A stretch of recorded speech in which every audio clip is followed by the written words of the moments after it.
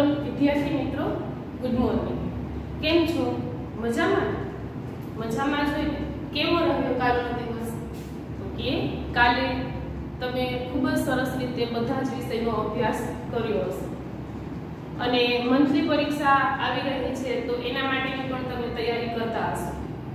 હવે આપણે કોઈ પણ વિષય ઉપર પારંગતતા કે પ્રભુત્વ મેળવવા માટે સતત તે વિશે આપણે ચિંતન કરવું પડે કે તે વિષય ઉપર આપણે અભ્યાસ કરવો પડે. કોઈ એક વસ્તુ કે કોઈ એક વિષય કે કોઈ એક વિચાર ઉપર જો સતત ચિંતન કરવામાં આવે, સતત પરિશ્રમ કરવામાં આવે તો ચોક્કસથી તેનું સારું અને હકારાત્મક પરિણામ મળે છે. આજનો આપણો અભ્યાસ શરૂ કર્યા પહેલા હું તમને એક એક્ઝામ્પલ આપું. તમે બધા જ ભણો છો એટલે સંસ્કૃતના મહાન વ્યાકરણ શાસ્ત્રી પાણિની વિશે તમે જાણતા હશો કે જેમને આપણી સંસ્કૃત ભાષાને આધુનિક સ્વરૂપ આપ્યું તેવા એ મહાન વ્યાકરણ શાસ્ત્રી થઈ ગયા આશરે ઈસવીસનની 4મી સદીમાં. હવે આપણા આ જે મહાન વ્યાકરણ શાસ્ત્રી કે જેને વૈદિક ભાષા સંસ્કૃતને સુધારી છે એ વ્યાકરણ શાસ્ત્રીનું જીવન કેવું હશે એના વિશે વાત કરું કે એ વ્યાકરણ શાસ્ત્રી કઈ રીતે બન્યા, મહાન ભાષાવિદ કઈ રીતે બન્યા. તો કે પેલા આશ્રમ શાળાઓ હતી, ગુરુજીના આશ્રમની અંદર રહી અને વિદ્યાર્થીઓ વિવિધ વિષય ઉપર શિક્ષણ મેળવતા, પારંગતતા પ્રાપ્ત કરતા. એ સમયે પાણીની એ એક મધ્યમ અવસ્થાના વિદ્યાર્થી હતા જેને ખૂબ જ તજજ્ઞ કે હોશિયાર કહી શકાય તેવા. એનાથી પણ એમના આશ્રમની અંદર ખૂબ જ હોશિયાર અને પારંગત વિદ્યાર્થીઓ હતા. એની તુલનાએ મહાન આપણા વ્યાકરણ શાસ્ત્રી પાણીની છે તે નબળા વર્ગના વિદ્યાર્થી. ગુરુજી એને મૂઢ કહીને એક વખત ત્યાગે છે કે જા તારા જેવા મૂઢને કંઈ આવડે નહીં. હવે એ વ્યાકરણ શાસ્ત્રી પાણીની ગુરુકુળમાં રહેતા એટલે ગુરુજી ઉપરાંત પોતાનું રોજિંદુ કાર્ય પણ તેમને જાતે કરવું પડે. પાણીની એક કૂવો હોય, કૂવા પાસે પાણી ભરવા જાય છે એટલે કૂવે પાણી ભરવા ગયા તો ત્યાં એને જે પાણી ભરવા માટે ડોલ સાથે બાંધેલું રાંડવું હોય એને સિંચણિયું કહેવાય. સિંચણીએથી એને કૂવામાંથી પાણી ખેંચી અને જ્યાં સિંચણિયું રહેતું હતું તે પથ્થર એને જોયો તો એ પથ્થરની અંદર ખૂબ જ ઊંડી ગીસી થઈ ગઈ હતી, એટલે કે ખૂબ જ ઊંડો ખાંચો થઈ ગયો. પાણીની વિચાર કરે છે કે આ ખાંચો થયો કઈ રીતે.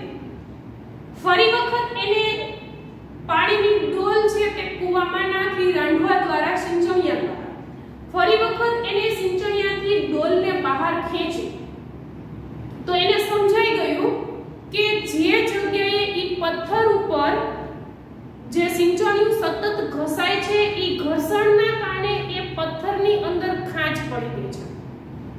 એક દોરડાના ઘર્ષણથી એક પથ્થર ખંચાઈ ગયો છે. આ વાત પાણીનીને સમજાઈ ગઈ. સમજ્યામાં તમે કાંઈ? તો કે પાણીનીને એ સમજાઈ ગયું કે જો નિર્જીવ વસ્તુમાં પણ સતત ઘર્ષણથી કે સતત તેની સાથે જોડાઈ રહેવાથી પરિવર્તન આવતું હોય તો આપણે તો સજીવ છીએ, આપણે તો બુદ્ધિજીવી પ્રાણી છીએ, આપણી અંદર શું કામ પરિવર્તન ન આવે? પાણીની સમજી ગયા કે પથ્થર તો એક નિર્જીવ છે જેની અંદર પ્રાણ નથી, ચેતન નથી. તો સિંચણિયું પણ નિર્જીવ છે. સતત પથ્થર અને સિંચણિયાનું ઘર્ષણ થયું તો પથ્થરની અંદર ખાંચ પડી. એટલે પથ્થર જેવો પથ્થર જો એક રાંડવાના કે સિંચણિયાના ઘર્ષણથી કે સતત તેની સાથે સંપર્કમાં રહેવાથી પરિવર્તિત થતો હોય, એનું સ્વરૂપ બદલાઈ જતું હોય તો ગુરુજી કહે છે કે તું તો મૂર્ખ છે. ના, હું મૂર્ખ નથી. મારી પાસે બુદ્ધિ છે. પાણીને સમજાઈ ગયું. મારી પાસે ચેતન છે. શું કામ હું પારંગત ન બનું? મારા પસંદગીના વિષય સાથે જો હું સતત જોડાયેલો રહીશ તો ચોક્કસથી મારા માનસિક જે લેવલ છે તે લેવલની અંદર પરિવર્તન આવશે. ચોક્કસથી એ વિષય ઉપર હું પારંગત બનીશ. અને આમ પાણીની સતત સંસ્કૃત ભાષાના વિષય સાથે જોડાયેલા રહે અને સતત જોડાયેલા, સતત ચિંતન અને પરિશ્રમના પરિણામે પાણીની છે તે એ સમયે મહાન વ્યાકરણ શાસ્ત્રી બને છે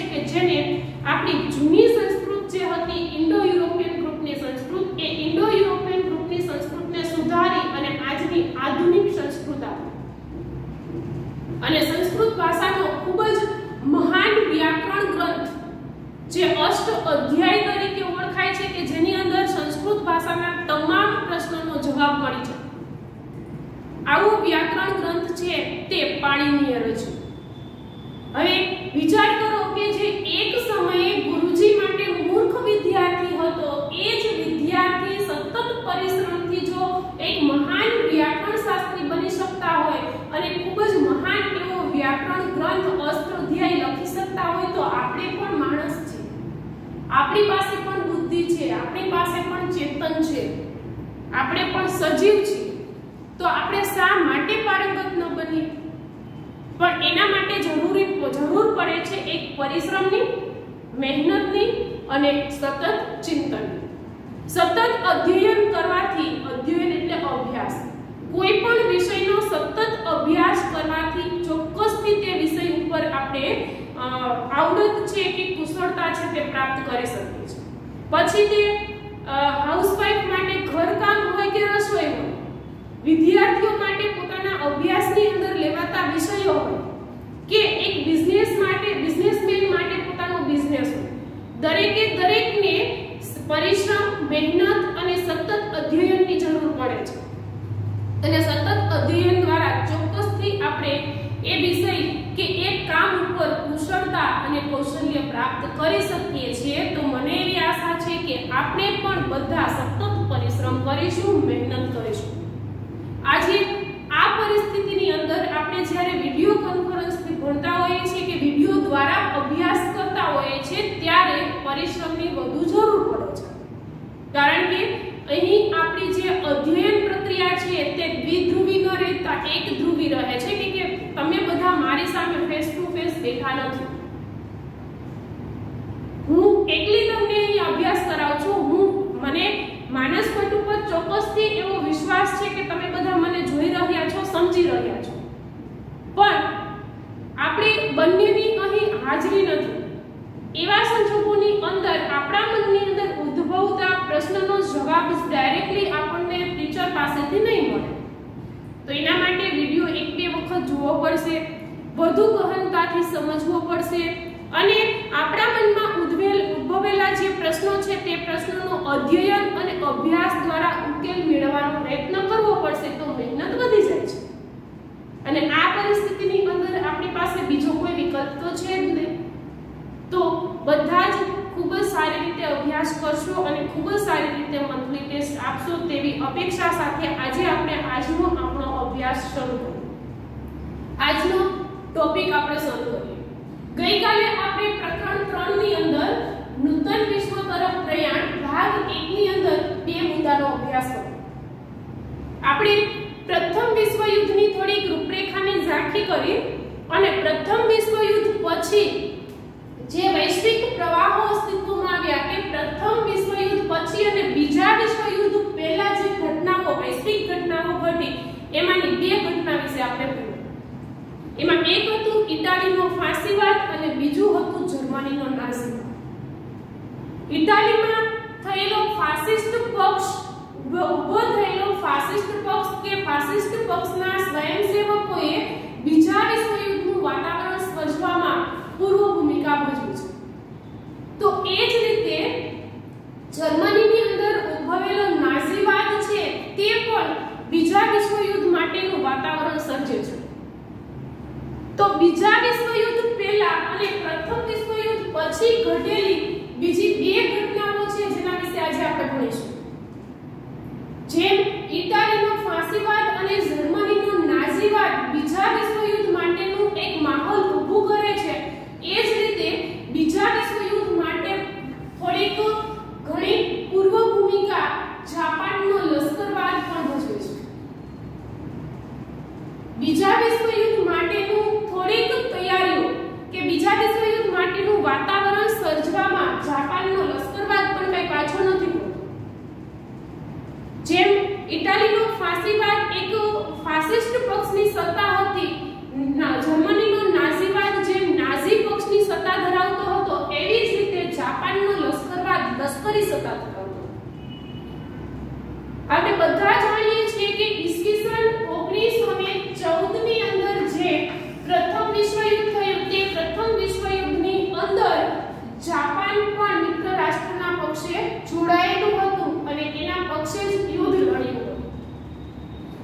ઇટાલી, જાપાન આ બધા જ રાષ્ટ્રો એવા રાષ્ટ્રો હતા કે જે અમેરિકા, ઇંગ્લેન્ડ અને ફ્રાન્સ જેવા મિત્ર રાષ્ટ્રના પક્ષે પ્રથમ વિશ્વયુદ્ધ લડ્યા. પરંતુ પ્રથમ વિશ્વયુદ્ધ પછી જે વર્સેલ્સની સંધિ થઈ, એ વર્સેલ્સની સંધિમાં ઘણા બધા દેશોને અન્યાય થયો. ચલો સમજીએ. જર્મની તો હારેલું રાષ્ટ્ર હતું તો જર્મની પાસેથી યુદ્ધ દંડ વસૂલ્યો, પણ ઇટાલી અને જાપાન જેવા દેશો તો મિત્ર રાષ્ટ્રના પક્ષે લડ્યા હતા. છતાં પણ તેને વર્સેલ્સની સંધિમાં જોઈએ તેવા મનગમતા નજીકના પ્રદેશો પ્રાપ્ત ન થયા.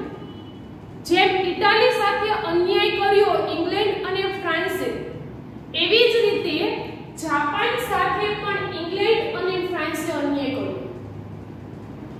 જાપાનને ચીનના મનગમતા પ્રદેશો જોઈતા હતા, સરહદ ઉપરના પ્રદેશો, જે ઇંગ્લેન્ડ અને ફ્રાન્સે પડાવી લીધા, જાપાનને ન મળ્યા. અને વર્સેલ્સની સંધિમાં જાપાન સાથે જે અન્યાય થયો, તે અન્યાય જાપાનની પ્રજાએ કે જાપાનના નાગરિકોએ ધ્યાનમાં રાખ્યો. જાપાનમાં લશ્કરવાદ ઊભો થયો એનું એક કારણ એ હતું વર્સેલ્સની સંધિમાં તેની સાથે થયેલો અન્યાય. જાપાનના લશ્કરવાદનું બીજું કારણ શું હતું?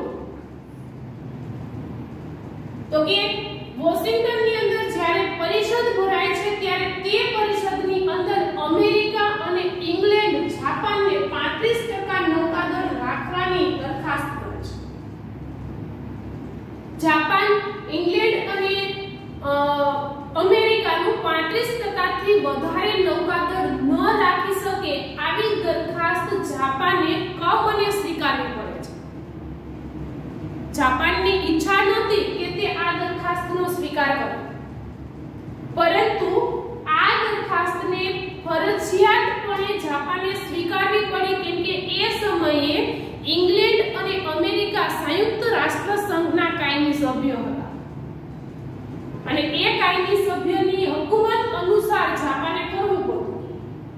એટલે જાપાનને માત્ર ને માત્ર 35% નૌકાદળ રાખવાની દરખાસ્ત અમેરિકા અને ઇંગ્લેન્ડે કરી, જેનો કમને જાપાને સ્વીકાર કર્યો. આ બંને કારણોને લીધે એક તો વર્સેલ્સની સંધિમાં ચીનના જોઈતા પ્રદેશો ન મળ્યા, બીજું માત્ર 35% જ નૌકાદળ રાખવું.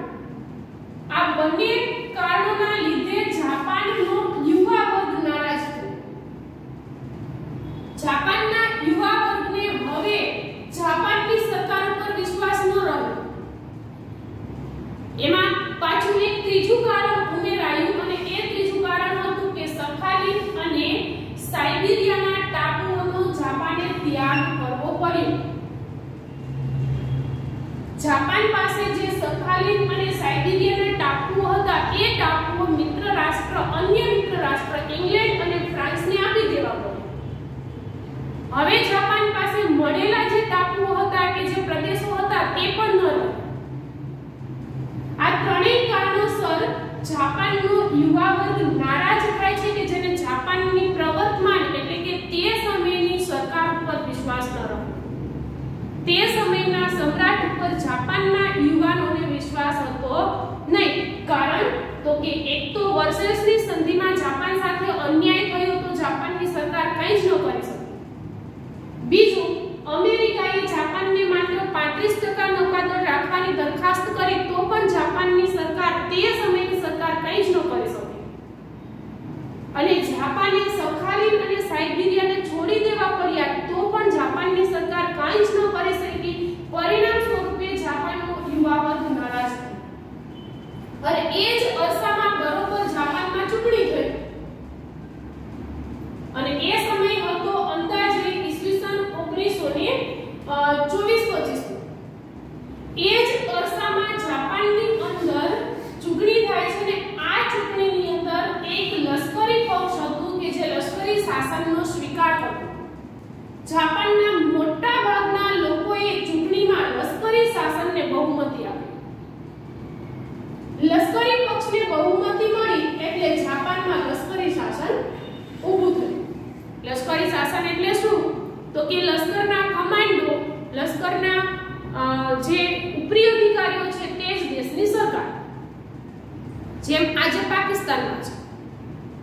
આ રીતે જાપાનમાં બરોબર એ સમયે કે જ્યારે જાપાન સાથે મિત્ર દેશોએ અન્યાય કર્યો એ સમયે યુવા વર્ગ જાપાનની તે સમયની સરકાર પર નારાજ હોય છે, ત્યારે જ જાપાનમાં ચૂંટણી થાય છે અને ચૂંટણી દરમિયાન જાપાનના લોકો મોટા ભાગના મત લશ્કરી પક્ષને આપે છે અને આમ જાપાનમાં લશ્કરી શાસન ઊભું થયું અને એ સમયે લશ્કરી સત્તા આવી અને લશ્કરી સત્તા વિસ્તારવાદી સરકાર હતી।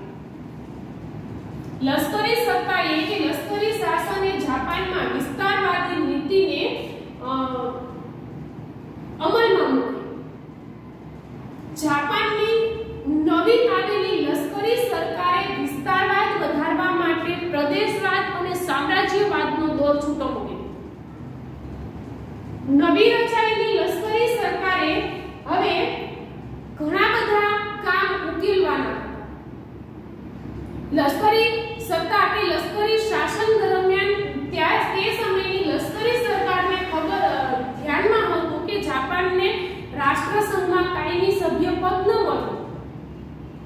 એ કારણ પણ જાપાનના લશ્કર માટે જવાબદાર હતું। લશ્કરી સત્તા આવી એટલે લશ્કરવાદ ઉદ્ભવ્યો। એમની સામ્રાજ્યવાદી નીતિએ પડોશના પ્રદેશોને ઉપર આક્રમણ કરી પડોશના પ્રદેશો ખાલી કરી અને કબજે કરવાનું શરૂ કર્યું। ઈસવીસન 1932 માં જાપાનની લશ્કરે મંચુરિયા ઉપર આક્રમણ કર્યું। 1932 માં જાપાની લશ્કરે મંચુરિયા પર આક્રમણ કરી અને મંચુરિયા પર કબજો મેળવી લીધો અને ત્યાં મંચુક સરકારની રચના કરી, જે મંચુક સરકાર સંપૂર્ણ જાપાનના તરફેણમાં હતી।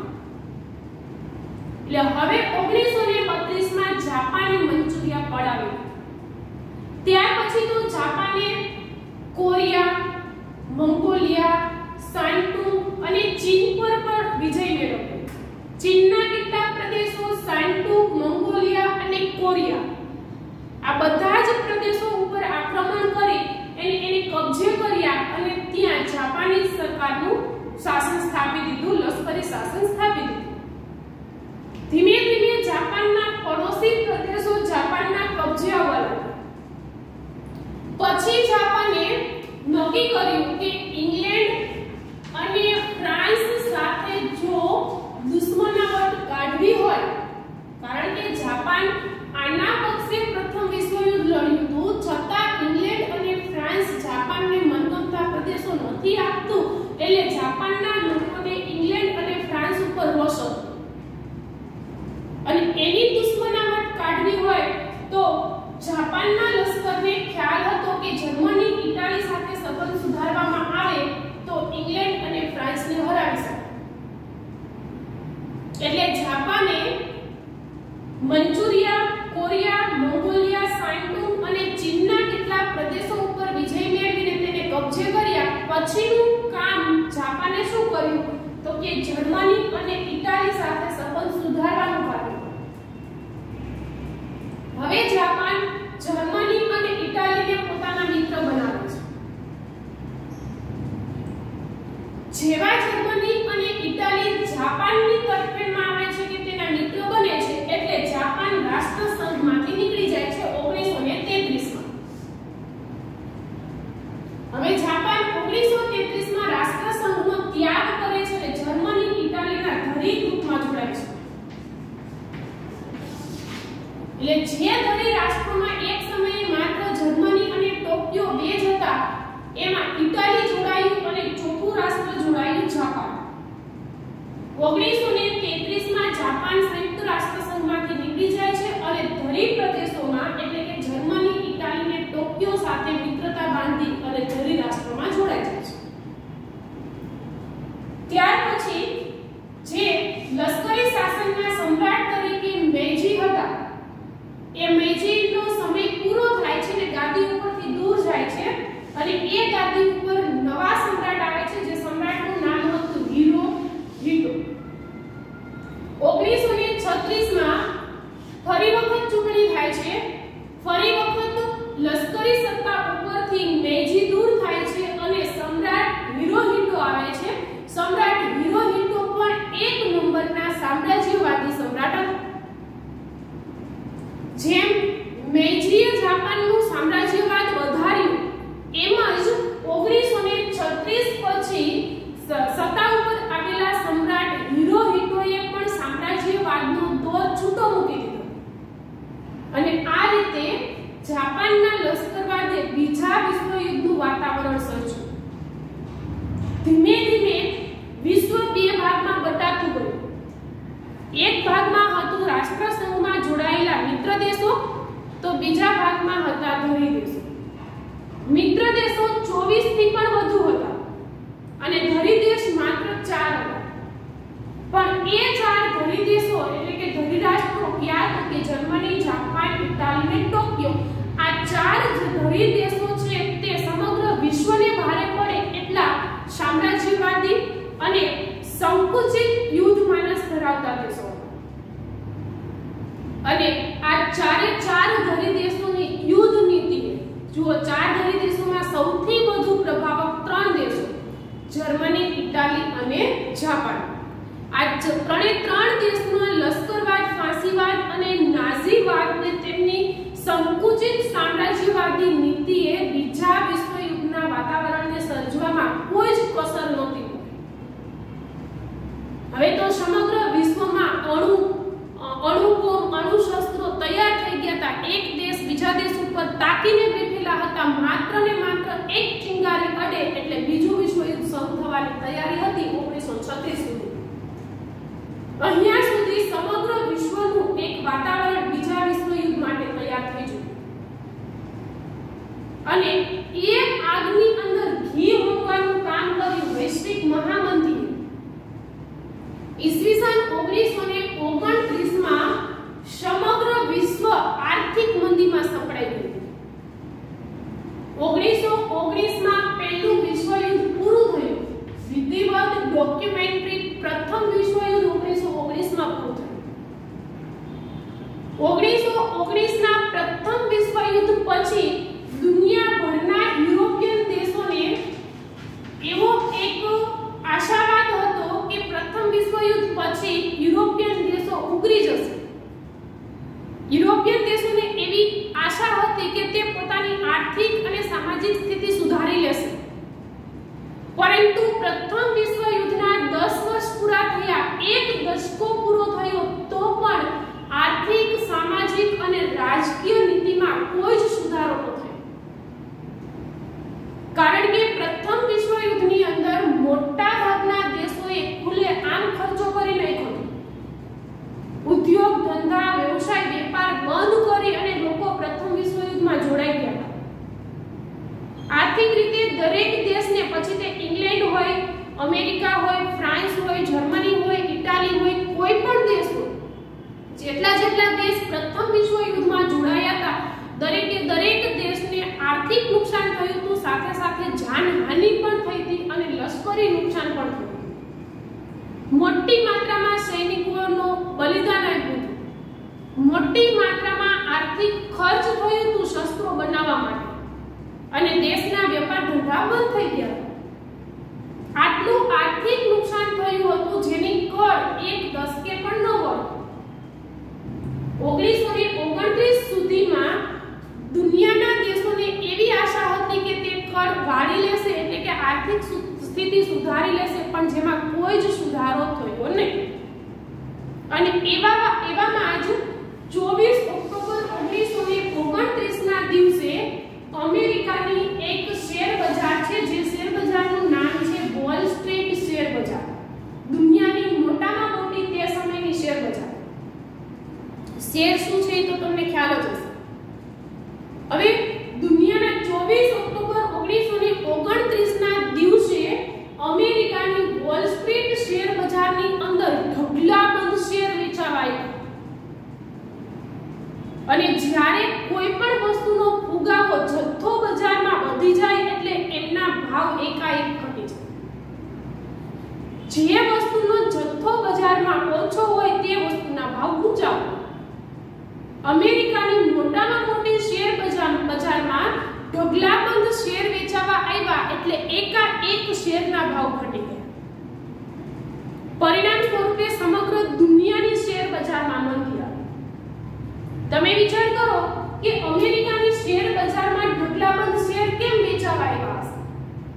તો કે દુનિયાભરના દેશોની આર્થિક સ્થિતિ નબળી હતી. આર્થિક સ્થિતિને સુધારવા માટે દુનિયાભરના દેશના લોકો છે તે પોતાના શેર, દુનિયાભરના દેશની સરકાર પોતાના શેર વેચી રહી હતી. કારણ તો કે આર્થિક રીતે તે બધા દેશો નબળા પડી ગયા.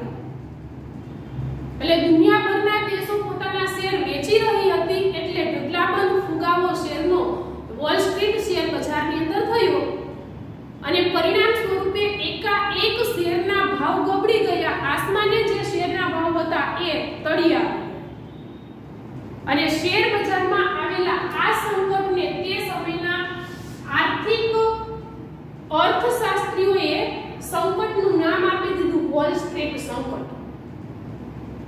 એકાએક શેરના ભાવ ગબડી ગયા અને જે શેર બજારની અંદર મંદી આવી તે મંદીને અર્થશાસ્ત્રીઓ વોલ સ્ટ્રીટ સંકટ તરીકે ઓળખાવે છે. અને આ મંદીની અંદર અમેરિકા અને ઇંગ્લેન્ડ જેવા સમૃદ્ધ દેશોએ પાછળ નહોતા રહ્યા. મંદી એટલા હદે વધી ગઈ હતી કે બ્રિટને પોતાની સુવર્ણ અનામત નીતિને ત્યાગી દીધી. બ્રિટનનું ચલણ છે પાઉન્ડ. એ સમયે સોનું અનામત રાખી અને પાઉન્ડ છે તે છાપવામાં આવતા, જેમ આજે ભારતમાં છે. આજે ભારતની અંદર જ્યારે ભારતની રિઝર્વ બેંકની ટંકશાળા રૂપિયા છાપે તો એના બદલામાં સરકાર પાસેથી સોનું માંગે. જેટલા રૂપિયા એને નવા ચલણમાં મૂકવા છે એટલા રૂપિયાનું સોનું સરકાર પાસેથી ટંકશાળા માંગે. આને કહેવાય સુવર્ણ અનામત નીતિ. આવી એ સમયે 1929ના અરસામાં ઇંગ્લેન્ડની અંદર સુવર્ણ અનામત નીતિ હતી. હવે આર્થિક રીતે ઇંગ્લેન્ડની અંદર એટલી મહામંદી હતી જે મંદીના કારણે ઇંગ્લેન્ડે પાઉન્ડ છાપવા માટે જે સુવર્ણ અનામત રાખવાની નીતિ હતી તે ત્યાગી દીધી. હવે ઇંગ્લેન્ડની ટંકશાળા પાઉન્ડ છાપી દેતી હતી પણ સોનું નહોતી માંગતી. હવે આ ઘટનાનો પ્રભાવ આખા વિશ્વ ઉપર પડ્યો, કારણ કે ઇંગ્લેન્ડની સરકારે, ઇંગ્લેન્ડની બેંકે કે તેની રાષ્ટ્રીયકૃત બેંકે સુવર્ણ અનામત નીતિનો ત્યાગ કરી દીધો, એટલે મોટી માત્રામાં તેમને પાઉન્ડ છાપી દીધા, જેના કારણે ઇંગ્લેન્ડની આર્થિક સ્થિતિ સુધરવા લાગી. પણ એની માઠી અસર દુનિયાના અન્ય દેશના ઉદ્યોગ અને વેપાર ધંધા ઉપર પડી. કારણ તો કે ઇંગ્લેન્ડ પાસે હવે પાઉન્ડ હતા, પણ દુનિયાના અન્ય દેશો પાસે તેના હાથ ઉપર એનું પોતાનું ચલણ નહોતું. હવે બળિયાના બે ભાગ જેવી નીતિ વૈશ્વિક બજારમાં ઊભી થઈ. ઇંગ્લેન્ડ પાસે નાણું હતું એટલે તે પોતાની જરૂરિયાતો સંતોષી શકતું, પણ દુનિયાના અન્ય દેશો પાસે પોતાનું ચલણ કે નાણું નહોતું તો તે પોતાની સ્થિતિમાં સુધારો કરી શકતા હતા નહીં. એટલે દુનિયાભરના વેપાર ધંધા ઉપર એક એટલી માઠી અસર પડી વૈશ્વિક મહામંદીની કે વોલ સ્ટ્રીટ સંકટની કે 1929ના અરસાની અંદર અમેરિકા જેવા સમૃદ્ધ દેશે પણ કડક નિયંત્રણો મૂક્યા ડોલરને વાપરવા ઉપર. આર્થિક મંદીમાં અમેરિકા જેવો સમૃદ્ધ દેશ પણ 1929માં સપડાઈ ગયો અને એને પણ એના દેશની અંદર ડોલર છાપવા બાબતે, ડોલરનો ઉપયોગ કરવા બાબતે કડકમાં કડક નિયંત્રણો મૂકી દીધા.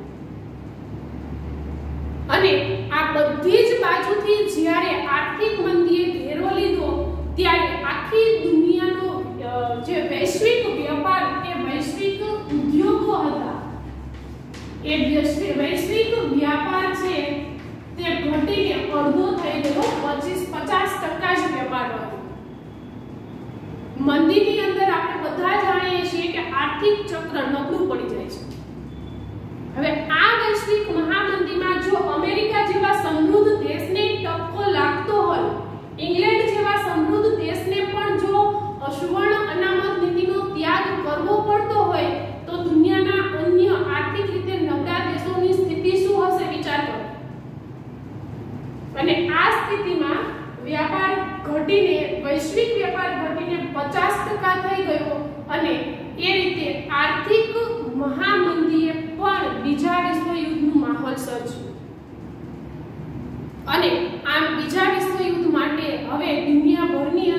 બધી બાજુથી ઘેરો લેવાઈ ગયો. એક બાજુથી જોઈએ તો ઇટાલીનો ફાંસીવાદ, તો બીજી બાજુથી જર્મનીનો નાઝીવાદ. એક બાજુથી જાપાનનું લશ્કરવાદ, તો બીજી બાજુથી દુનિયાના દેશોમાં આવેલી વૈશ્વિક મહામંદી.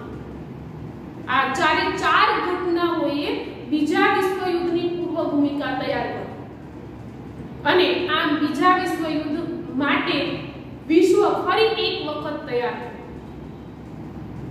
અને બીજું વિશ્વયુદ્ધ 1939માં થયું. પણ 1939માં થયેલા બીજા વિશ્વયુદ્ધના તાત્કાલિક પરિબળો ક્યાં હતા? બીજા વિશ્વયુદ્ધ માટે જવાબદાર તાત્કાલિક કારણો ક્યાં હતા? તો એ કારણોની વાત આપણે આવતીકાલે નેક્સ્ટ વિડિયોની અંદર કરીશું. ત્યાં સુધી અભ્યાસ ચાલુ રાખજો, વાંચન ચાલુ રાખજો. આવજો અને ફરી એક વખત પાછા આપણે આવતીકાલે નેક્સ્ટ વિડિયોમાં મળીએ છીએ.